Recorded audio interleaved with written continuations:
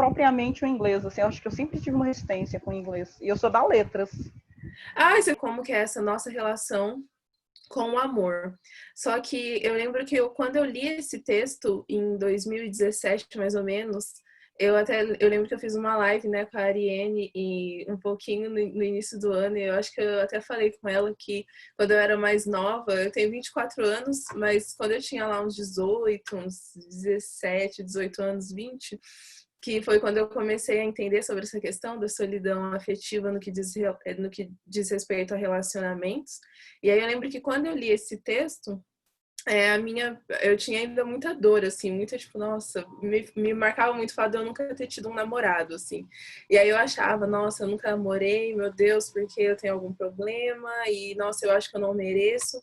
Só que relendo esse texto hoje, depois de já ter passado por um relacionamento, eu vejo, eu li com outros olhos, assim, e um trecho do texto que eu até grifei, que fala dessa questão de mulheres negras, né, não se reconhecerem, não saberem o seu valor, e às vezes acaba que a gente aceita vários tipos de relacionamento só porque a gente tem medo de não ser amada, então acaba que a gente aceita qualquer esmola, né, enfim, qualquer tipo de amor no que diz respeito a relacionamentos amorosos, para se sentir amada pelo menos um pouco.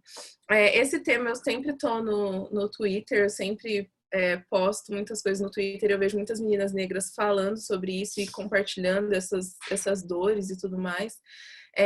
Ainda bem, eu vejo que a minha relação no que diz respeito ao amor com a minha família então eu sempre me senti muito amada, e minha família, por mais que não fosse aquela coisa de demonstrar o amor, tipo, aquela coisa frufru, né, tipo, era uma família que a gente tem ainda muito essa questão de se cuidar e de se proteger, mas às vezes eu vejo que a minha mãe, quando ela viu que eu passei por esse processo, né, de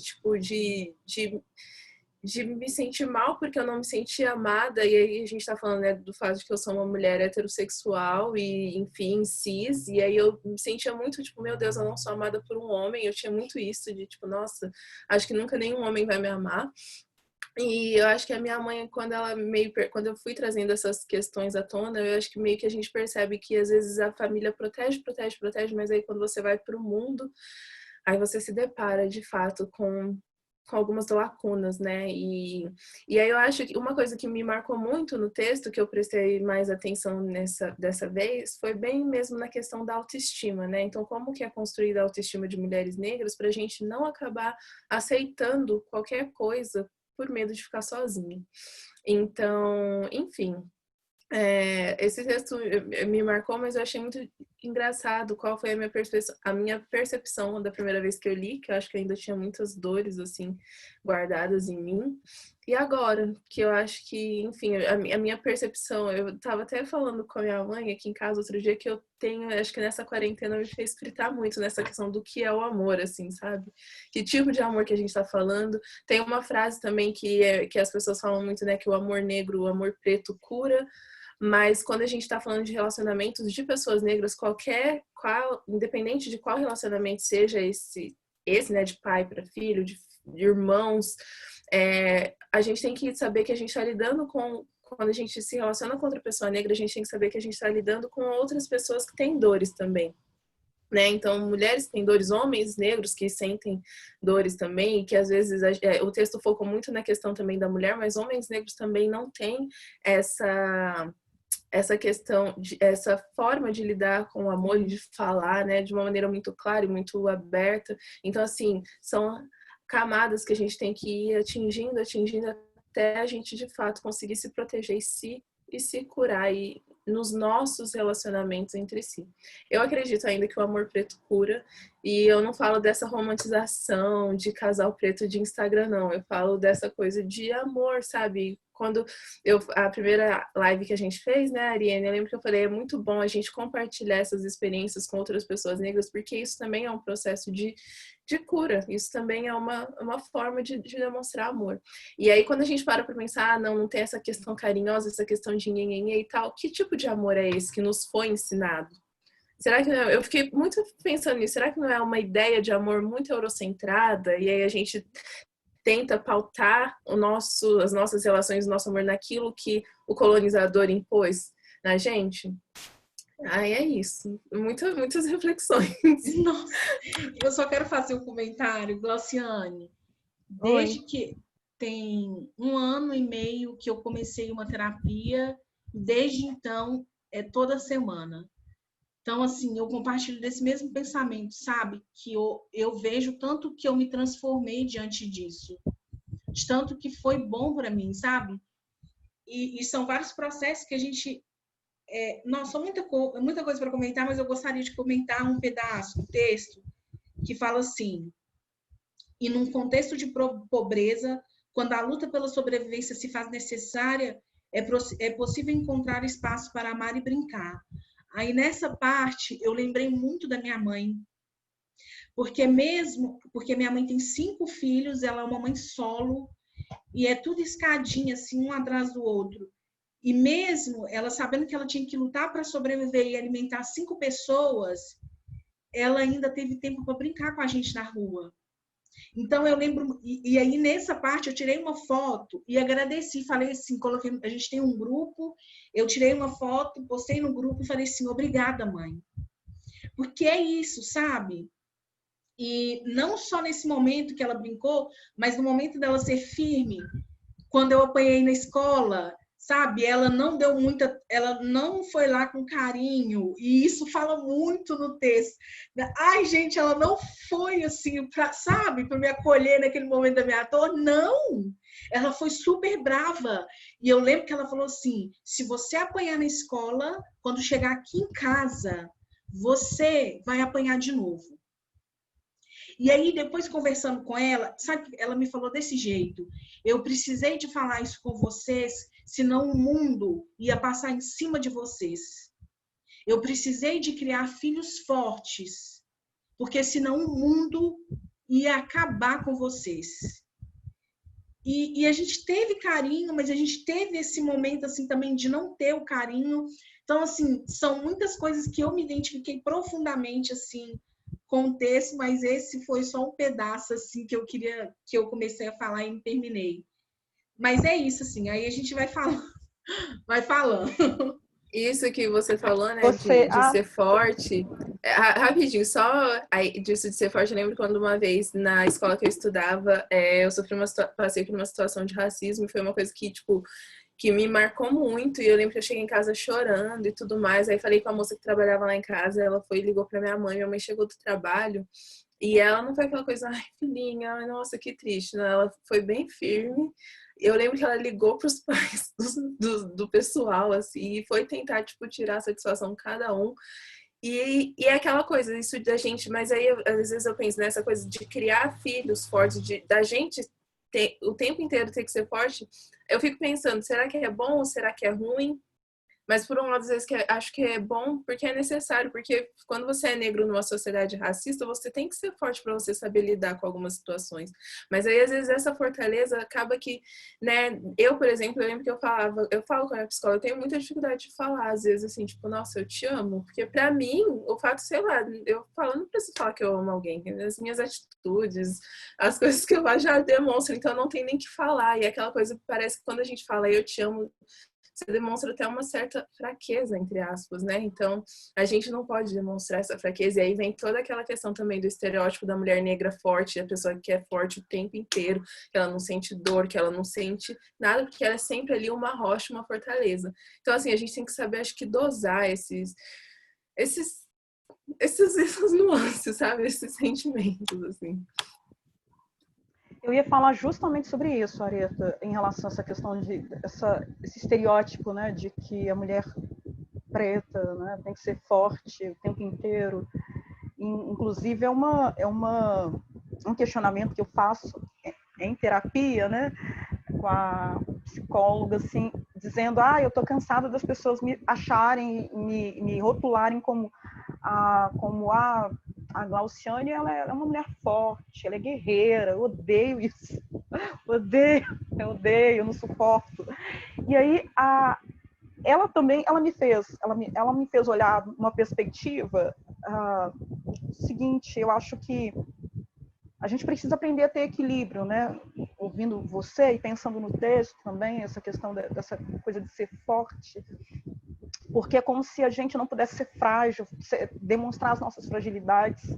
Eu lembrei até de um texto, né, que acho que é Sosterner G, esqueci o nome, me ajude, mas ela fala sobre a ajuda masculina, né, de descer do carro, né, da carruagem, né, e das mulheres brancas descerem, de serem ajudadas, e as mulheres negras não, e, tipo assim, e ela vai fazendo esse questionamento, né, e aí eu pensando nessa questão de fragilidade, eu acho que a gente pode ter um equilíbrio, né?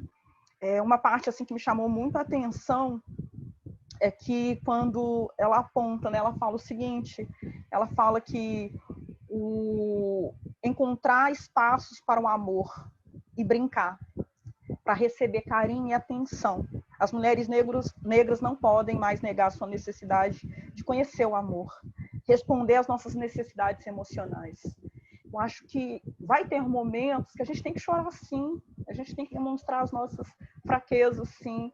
É como se é uma coisa, é um embate, né? Os amigos também, né? Às vezes, muitas amigas falam, Glauciane ouve, ela sabe ouvir muito, mas eu também quero ser ouvida.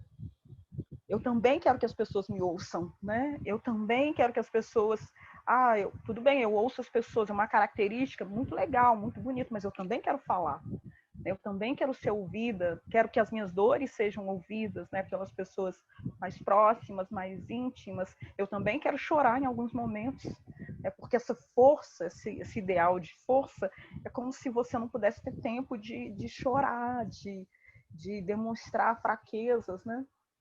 Isso é muito complexo aqui na minha casa, porque apesar de ser caçula e ser uma mulher, não sei, né? Eu não fiz essa análise ainda, mas eu acho que o estado de Minas, não sei se todo mundo que está presente aqui é mineiro, mas eu sou mineira, nasci em Belo Horizonte, mas eu acho né, uma impressão que além de conservador, né, o estado de Minas Gerais, a minha percepção, é um estado muito matriarcal. Tem machismo? Tem sim, mas eu falo no sentido... Me corrijam, viu, gente? São provocações. Mas no sentido de que os homens, eles são... Mesmo os homens de famílias negras, brancos e negros e pretos, são criados de forma... posso dizer... Nós, mulheres que estamos nessas famílias, nós somos forçadas, eu falo por causa da minha experiência familiar, somos forçadas a sermos fortes, né? Ajudar. Os homens, eles são mais, né? São mais cuidados, mais no sentido de, é um estranhamento. Eu vejo isso, né? A minha mãe é uma de 10 irmãos, que são 4 mulheres e 6 homens, e os 6 homens são servidos. Tem a questão do machismo, mas tem a questão de como assim, do sentido de que nós, mulheres, que temos que sermos, além de servir, a gente tem que se virar, a gente tem que fazer coisas, não sei o quê. Tipo assim, não tem que ser assim, né? Eu acho que são questões que que eu provoco, né, em relação a isso, que não precisa ser assim. Acho que a gente pode gritar, né? Por que não, né? A gente pode gritar, a gente pode chorar, a gente pode se divertir. Eu acho que quando ela fala sobre encontrar espaço para amar e para brincar, eu acho que também encontrar espaço para chorar também, para gritar, né, quando for preciso, né, para expressar raiva quando necessário, porque ficamos indignadas também, né? E por que não, né, a gente expressar isso para as pessoas? A gente tem que se conter sempre, né? Ficar sempre contida, né? Esse ideal de sobrevivência, porque a gente, enfim, nos foi negado tantas coisas e há o receio de que, demonstrando esses nossos sentimentos, nossa, será que a gente vai ser ainda mais estigmatizada, estereotipada?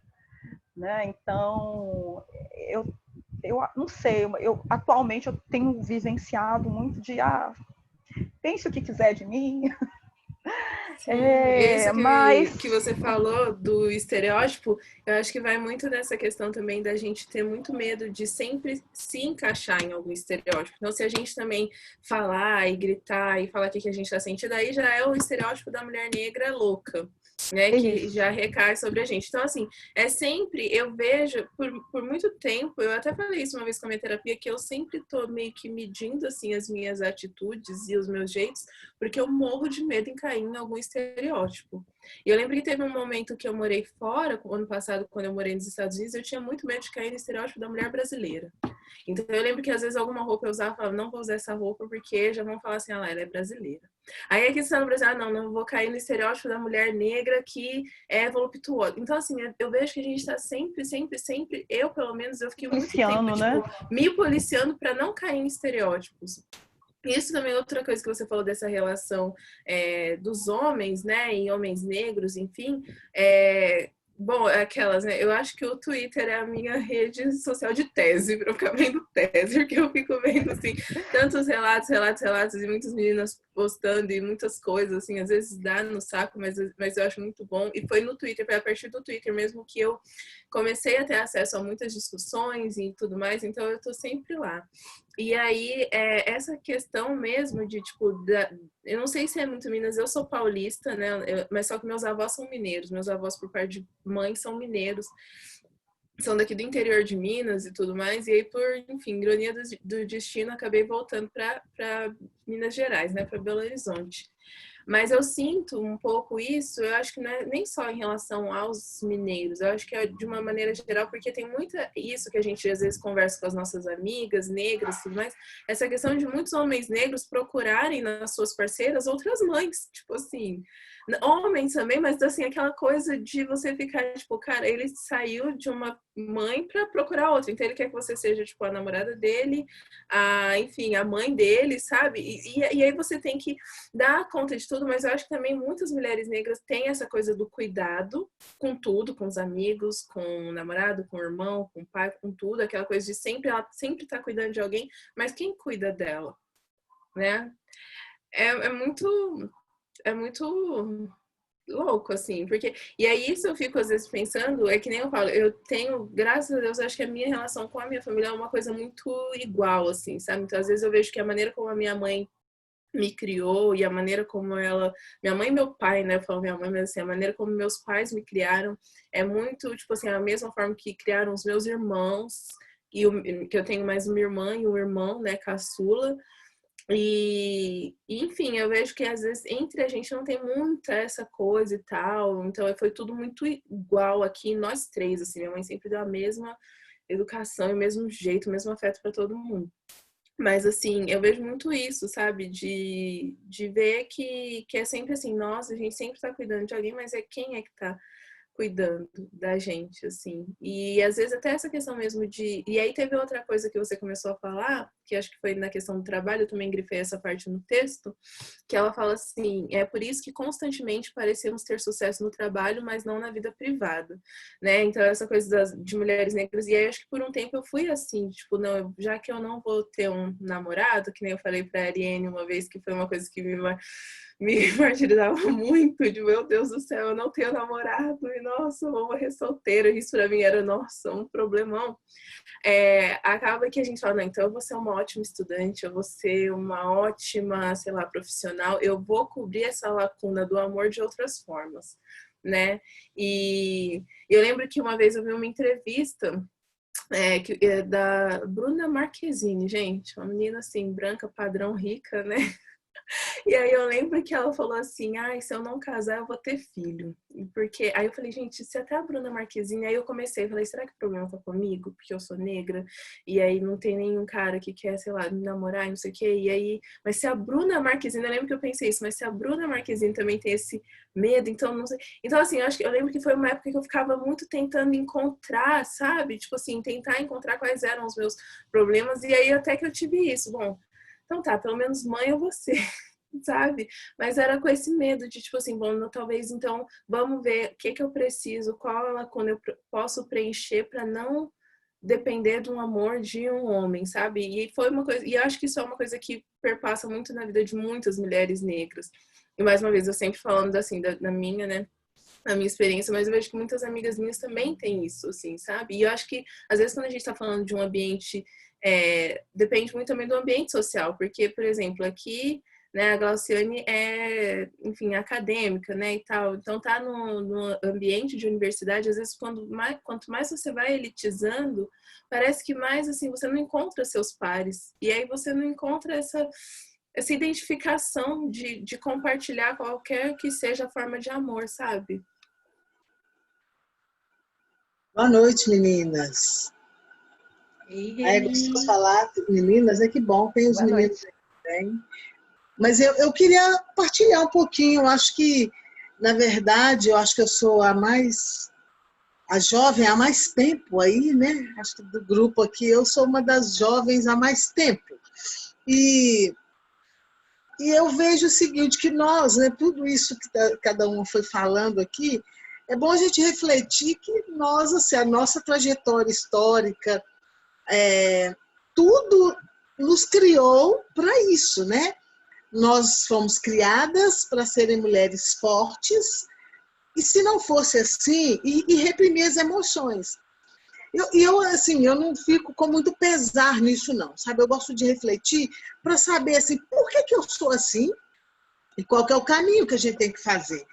Eu fico imaginando, se você imagina na senzala, você vendo a pessoa que você apaixonou lá na senzala, sendo espancada, ou ela não sendo permitido levar nenhum alimento para essa pessoa. Tanto o homem vê isso acontecer com as mulheres e as mulheres verem isso acontecer com os homens. Você tinha que reprimir seus sentimentos, senão você morria. Então, assim, eu acho que o reprimir do sentimento na história, ele foi o ponto para a nossa sobrevivência, para a sobrevivência do nosso povo. E depois, eu imagino que depois da abolição da escravatura, da assinatura da Lei Áurea, ficou uma lacuna entre esse sentimento daquelas pessoas que viam o outro sendo torturado e não podia fazer nada, e agora que você estava livre, que você poderia expandir os seus sentimentos, colocar suas emoções para fora. Só que já estava muito cristalizado isso na gente. Então, eu acho que as gerações, elas foram mudando muito. Porém, para nós, negros, mais retintos, e mais ainda mulheres, fazer com que mudar esse paradigma na sociedade, ele se torna mais pesado e mais difícil. Então, eu vejo o seguinte, que a maturidade vai trazendo para nós exatamente isso, sabe? Que a questão do amor, ela não está... No início, no princípio dela, não é só o outro, não é só aquele do qual eu vou me relacionar como objeto do meu, como a pessoa do meu desejo. A gente fala objeto do desejo, né? Como a pessoa do meu desejo. Mas é primeiro assim, o que em mim faz com que eu tenha amor e que eu queira amar outras pessoas, né? E a quem eu vou depositar esse sentimento tão puro que é o amor. Então, a partir do momento que está claro para mim assim, quais são as coisas bacanas que eu tenho em mim e que eu amo, eu vou dar conta de ofertar isso de forma bem, muito socialista mesmo, bem coletiva, e eu não vou ficar muito esperando, porque eu vejo muito isso, que a gente fica esperando, assim, a gente ama o outro, esperando que o outro ame a gente, que ele afirme as coisas que a gente queria, né, afirmar na gente, a gente fica esperando do outro. E aí, aí se torna mais difícil ainda, porque a nossa sociedade, ela não se preocupa com essa questão psicológica e emocional do povo negro, e em especial da mulher negra, que ainda é mais pesado. Então, assim como nós, né, aqui eu vi algumas falar que fazem terapias, nós precisamos resgatar muito a nossa cultura do cuidado, né? Porque, como lá no livro da Bell Hooks, ela diz assim que o amor cura, e cura mesmo, mas é o amor cuidado. O amor cuidado de você para você cuidar do outro. Então, assim, a gente precisa resgatar as nossas terapias tradicionais, né? As nossas benzedeiras, as nossas rodas de chá, sabe? A gente precisa daquelas passadinhas de mão nas costas que as avós passavam. E como que curava? Curava tanta coisa que não dá nem para elencar a quantidade de coisa, que não era nem doença, né? Só se tornava doença com a ausência do cuidado, do amor, né, e da doação. Então, que a gente vai fazendo isso, né? Pegando na raiz do nosso povo que nos cura, para a gente continuar se amando. Né? Eu fiquei tão pensando que teve uma fala que a Reni falou assim, da gente se amar.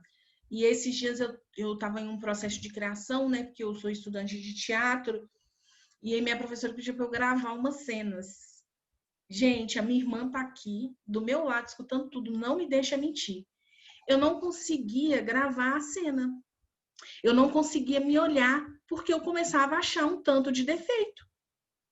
Aí, lendo de novo o texto da Bell Hooks, ela fala ali, tenho percebido que às vezes não amo a imagem ali refletida. Aí tem no outro parágrafo ela fala assim, vejo uma pessoa feia, escura demais, gorda demais, medrosa demais. Você não merece ser amada porque nem eu gosto de ver o que eu vejo. Ou talvez, vejo uma pessoa tão ferida que é pura dor e não quero nem olhar para ela, porque nem sei o que fazer com essa dor. Ai, já estou chorando. Porque é isso. Sabe? O que eu faço com essa dor? E assim, ainda eu tenho uma facilidade de chorar, sabe? E aquelas pessoas que não. Então, assim, e aí depois que eu fui fazendo esse processo, depois que eu fui fazendo as coisas, depois que eu fui fazendo, trabalhando isso com a minha psicóloga, eu vi que o amor cura. E eu achei tão incrível que ela falou assim, não o amor próprio aqui, o amor interior. Eu vou achar esse pedaço assim que eu achei lindo. E eu vou falar assim, que a arte também cura. E eu, de fato, assim, me vejo uma outra pessoa depois desse processo, sabe? Depois de me olhar mais no espelho, de ver o potencial que eu tinha de fazer um trabalho maravilhoso, que eu cresci, sabe? E aí eu fico tão emocionada quando eu leio isso, que eu me perdi aqui. Mas é isso. Isso que você falou, Ari... Ah, pode falar, Glaciane, pode falar. Não, pode falar. Pode falar, não, pode falar, depois eu falo. Não, eu só queria falar rapidinho que isso que a Ariane falou, de tipo, né, de ver o que ela era capaz e tudo mais, é uma coisa que eu estava conversando com uma aluna minha, que é negra, e ela foi convidada para participar, compor uma banca de, enfim, né, trabalho de final de curso, enfim, e aí ela falou que ela estava tão nervosa que ela achou que ela não seria capaz, ela ficou tentando entender o porquê que ela foi convidada para compor aquela banca. Então, assim, é aquela coisa de a gente nunca conseguir acreditar no nosso potencial, de nunca conseguir acreditar no quão bom a gente é, mas não só internamente, mas também fisicamente. Né? Então, quando a gente fala disso, de se olhar no espelho e gostar, então é bem aquela coisa, se você, parece muito clichê, mas assim, se você não gostar de você, se você não acreditar no seu potencial, acaba que, eu acho que foi algo também que a Bell Hooks trouxe no texto, a gente acaba, não sei se ela trouxe, na verdade, se foi uma reflexão minha só, com base no que ela falou, acaba que a gente aceita, tipo, ou duvida, ou abre mão de algumas coisas, porque a gente acha que a gente não merece aquilo, ou acaba aceitando menos do que a gente de fato merece, porque a gente acaba achando que a gente merece aquilo, que é o pouco do pouco, entendeu? Enfim. Que bacana que você está dizendo, Areta. Engraçado que a fala de todos vocês, né, da sua fala, a fala da Reni, anteriormente, eu fiquei a todo momento lembrando, eu até peguei o livro aqui, lendo o texto da Bell Hooks, a todo momento eu me lembrei desse livro aqui. Não sei se vocês o conhecem, mas é o livro Memórias da Plantação, da Grada Quilomba.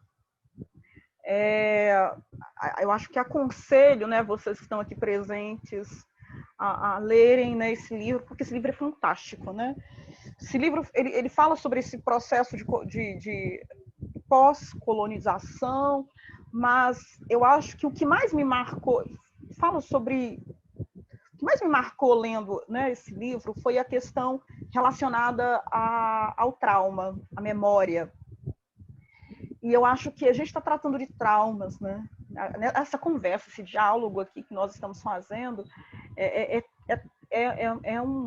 na verdade, um auto, é um auto que eu acho que pode se configurar assim como um processo de autocura, né? Uma cura coletiva aqui, né? Entre nós. E o quanto que esses espaços são importantes, né? Da gente poder fazer essa reflexão. Tem uma parte desse livro aqui da Grada que ela vai falar o seguinte, eu acho, ela tem a dimensão, ela fala sobre o aceno, né? Que nós, negros e negras, né? Quando andamos pelas ruas, normalmente a gente acena, mesmo sem conhecer uma outra pessoa negra, acho que na maioria das vezes, isso é muito comum, não sei se acontece com vocês, mas acontece comigo, mesmo sem conhecer essa pessoa negra, a gente acena a cabeça, a gente acena. A Grada vai falar sobre isso, sobre esse processo de acenar. A gente não conhece a pessoa, mas esse processo de acenar. E aí ela vai falar, né, que é uma memória ancestral. Ela vai falar que esse aceno, ela vai trabalhar com a perspectiva disso ser uma memória ancestral, uma memória ancestral que está trazendo a ocasião do aceno, além de evocar essa memória ancestral, é uma ocasião de cura, é um momento de cura também, de cura das nossas dores, dos nossos traumas. É como se a gente, ao acenar para o outro, disséssemos, né, mentalmente que, olha, eu sei o que passa com você, vamos prosseguir, nós temos as nossas dores, mas vamos nos cuidar, e assim eu te entendo, eu sinto, né, o quanto que nós precisamos, para além do aceno, né, desse aceno, né, eu acho que aqui, de certa maneira, é uma metáfora, né, eu estou usando o aceno enquanto metáfora, a gente está fazendo acenos, mesmo que a gente não se conheça a história, né, de cada um que está aqui. De certa maneira, acho que quando a Bell Hooks ela traz essa questão do olhar no espelho, né, da gente se olhar, da gente sair desse processo de inferiorização, né, é difícil.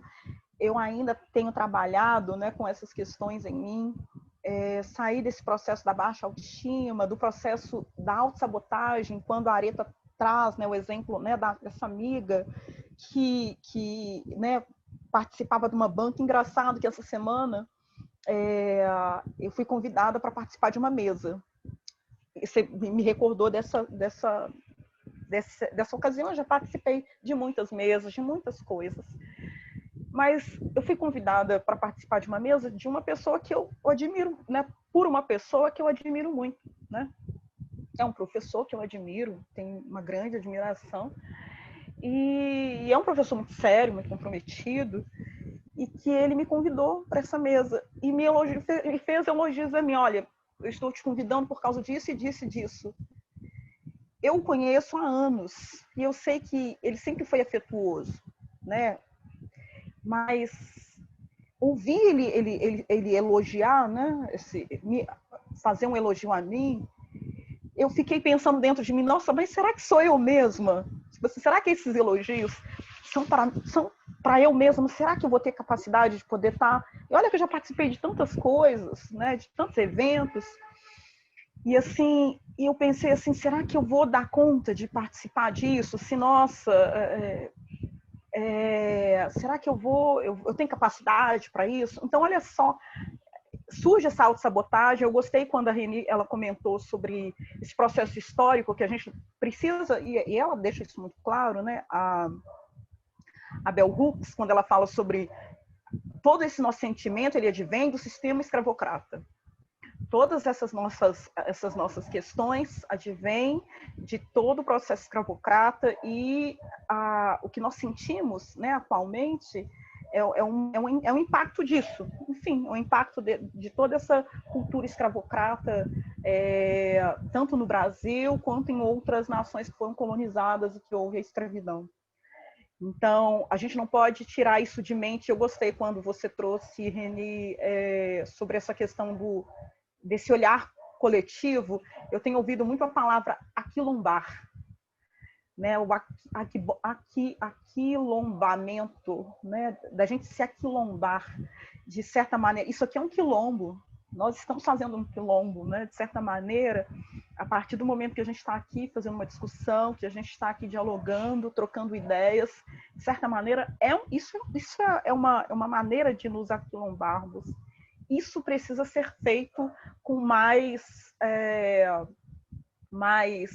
mesmo, acho que a gente está aprendendo durante essa pandemia, mas a gente precisa aprender a fazer isso com mais frequência e entender que isso nos potencializa, né? Esses momentos nos potencializa, nos fortalece, né? Esse momento nos energiza e o quanto que isso nos cura, né? E eu acho que isso é amor, não só um amor romântico, né? Essa relação, ela é uma relação de amor, né? É uma relação que pode nos encorajar. Eu saio daqui, né, ouvindo vocês, né, acho que muito encorajada.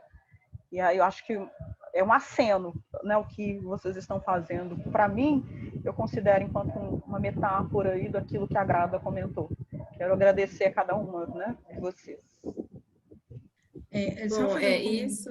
Pode falar, desculpa, eu só queria falar uma coisa que a Glauciane falou, essa questão, né, eu acho que tem um livro do Chinua Achebe que eu sempre falo dele, assim, que é aquele O Mundo se Despedaça, que mostra muito como a Nigéria, né, se despedaçou, como que a Nigéria foi aos pedaços depois da colonização.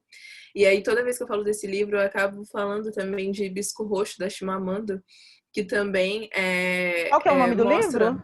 Qual que é o nome do livro? Se Despedaça. O Mundo se Despedaça. E aí dá para fazer essa comparação com a Chimamanda, com o livro Hibisco Roxo, que ela também mostra muito essa questão e a relação familiar, né, da protagonista, da Cambly, com o pai dela, e muito como é o relacionamento dele, né, como que é a questão do afeto do pai com os filhos, e como que ele é totalmente influenciado por conta da colonização, né? Não só esses dois livros também, mas eu tenho um livro também que eu falo no meu Instagram o tempo inteiro, acho que vários seguidores meus já leram por conta de eu falar tanto, que é Fique Comigo, da Yobami Adebayo, que também é um livro de uma autora nigeriana que fala muito dessa relação materna, né? E aí eu acho que volta nessa questão de como a gente às vezes é tão ferido, né? E que às vezes muda a maneira como a gente lida com o amor. E aí a gente fala que não é só um amor romântico, mas assim, a protagonista ela passa por tanta coisa, que aí a concepção, né, a visão dela... Enfim, eu não vou falar muita coisa para não dar spoiler, mas assim, essa relação dela com os filhos ou com a maternidade acaba mudando por conta das dores que ela foi obrigada a passar por muito tempo. E, enfim, esses dois livros que eu falo, né, O Mundo se Despedaça e Hibisco Roxo, acho que são dois livros, e outros também, né, eu tava até falando com a minha mãe também, que tem uma autora que chama Buchi Emetieta, que também é uma autora nigeriana, e que ela fala muito sobre esse processo, né, da Nigéria pós colonização, né, a Nigéria, então como que isso foi afetando todas as relações de famílias nigerianas. Então assim, é um país que não teve a escravidão, mas que teve a colonização, e como que o mundo realmente se despedaçou depois da colonização. E aí eu acho que quando a gente fala isso, é ver como a colonização, como que o homem branco, quando chegou aqui, né, como que ele acabou interferindo em muitas coisas, não só na nossa vida de uma maneira, como eu posso dizer, de uma maneira geral, assim, mas muito também nessa questão de relacionamento, né? A maneira como a gente lida. Eu lembro que eu li um poema na faculdade de letras de alguma autora afro-americana, que eu não lembro. Se eu pegar minha apostila de literatura afro-americana do século XVIII ao século XXI, eu vou ver. E era um poema que falava disso, de mães de filhos, mães escravizadas, que elas não se apegavam aos filhos porque elas sabiam que eles iam ser delas, assim, tipo, até a época da amamentação, e depois eles iam para algum outro lugar. Então, assim, essa questão de não nem criar, tentar nem criar uma relação, sabe? E como que isso também foi criado por conta mesmo da colonização, né? E da escravidão e tudo mais. Enfim, é isso, assim. Nem lembro mais, mas o que eu ia falar? Tá tão, as coisas estão fluindo de uma forma tão natural. E eu ia falar da questão do aceno. Às vezes eu ando na rua, gente, eu não tô mentindo. Eu ando na rua, né? E aí eu vejo uma pessoa parecida comigo, e aí tem aquele olhar que fala assim, nossa, eu me reconheço nessa pessoa. E semana passada, eu não sei que foi o Alex e a Tainá que estavam falando sobre o que nos une para além da dor. E, inclusive, a Areta, junto com... Eu esqueci quem foi, falou sobre isso, sabe?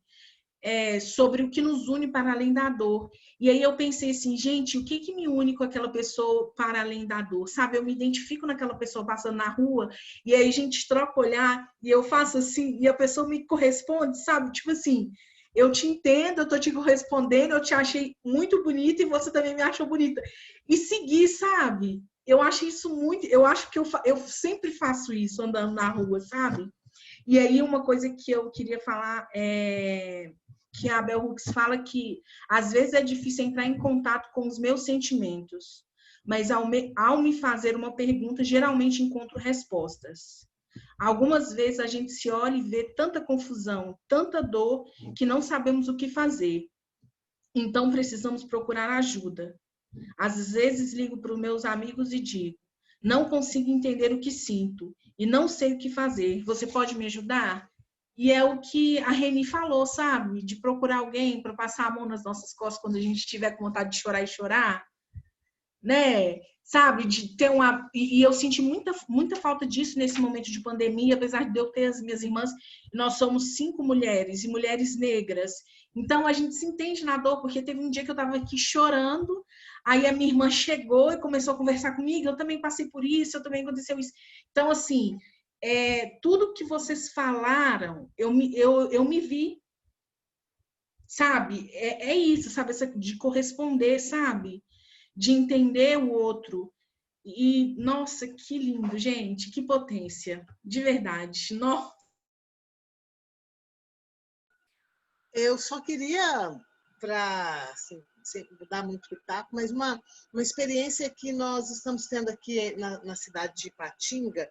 Nós já temos uns 2 anos que nós estamos com essa pegada. Depois que nós montamos o BAC Mulher aqui, que é um grupo de Maracatu, nós tivemos contato com outras mulheres do Sagrado Feminino, e aí um grupo de amigas mesmo, pessoas do Movimento Sem Terra, que estão muito nessa luta. A gente estava sempre se encontrando nas manifestações. Nós falamos assim, a gente tem que se encontrar para fazer alguma coisa gostosa para nós. E a gente mineiro, a gente pensa que coisa gostosa é só de comer, né? E aí nós combinamos um dia para a gente ir numa casa de alguém, fomos para o terraço, e cada um levou um balde, levou alguma coisa que tinha de chá. E aí, quando nós chegamos lá, a nossa colega falou, olha, hoje nós vamos fazer escalda-pés. Nós vamos fazer escalda-pés e uma vai cuidar do pé da outra. Então, assim, e ficamos batendo papo umas 2 horas, fazendo escalda-pés uma na outra, fazendo massagem, e aí do pé, alguém falou, não, eu estou com nódulo aqui. E aí você vai percebendo que as suas dores você pode dividir. Então, assim, nós estávamos com a pretensão de continuar, de fazer esse encontro todo mês, né? Mas fizemos até fevereiro, né, que foi no dia, até março. Antes do Dia da Mulher, nós nos preparamos para a manifestação, mas depois não deu mais para a gente fazer. Mas eu acho que é interessante a gente fazer isso, sabe? A gente, às vezes, encontrar com pessoas, principalmente de luta, que estão nessa luta com a gente e que vai para as manifestações e que tem um trabalho social, como é o caso da Educafro, que a gente absorve muitos problemas dos outros também. Que a gente é solidário, mas a gente sofre, mas com a solidariedade nossa, a gente acaba reprimindo nosso sofrimento, porque tem um que está sofrendo muito mais do que a gente. Então, eu acho que é necessário a gente fazer esses encontros entre a gente, 2 colegas, 3, olha, vamos ali, vamos tomar uma, mas vamos aqui colocar uma aguinha morna no pé, vamos sentar na beira do fogão a lenha. Eu acho que isso vai trazendo a gente para a nossa origem, do nosso aquilombamento, sabe? E fortalecer essa ideia de que é essa sociedade que nós queremos. Mas está muito bom mesmo, tá? Roda de conversa.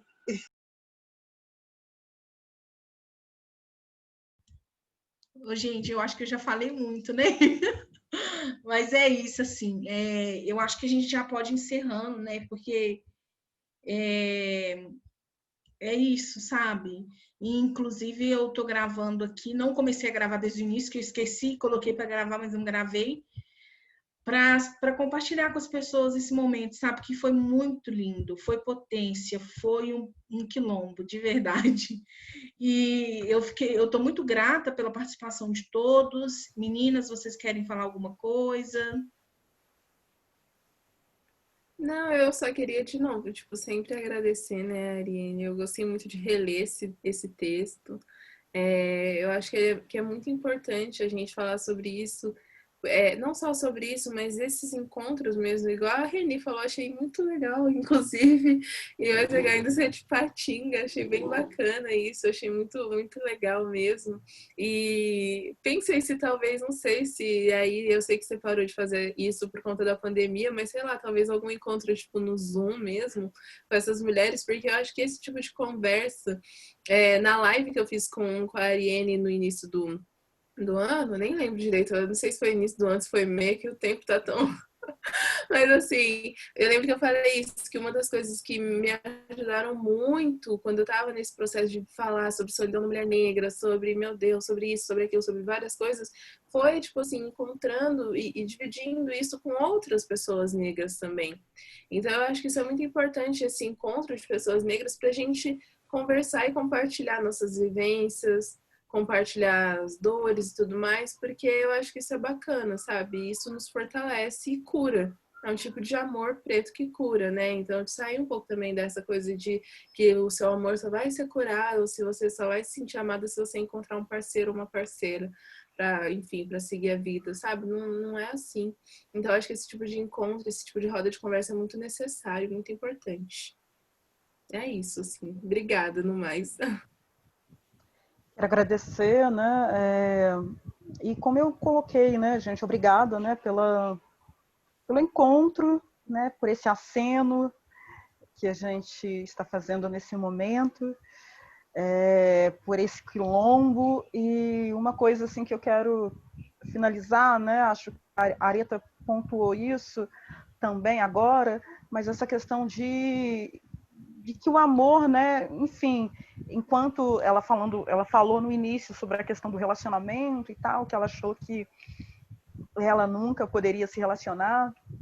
Eu também tive essas concepções. Na verdade, é que assim, eu aos 39 anos, eu namoro mesmo, eu nunca tive.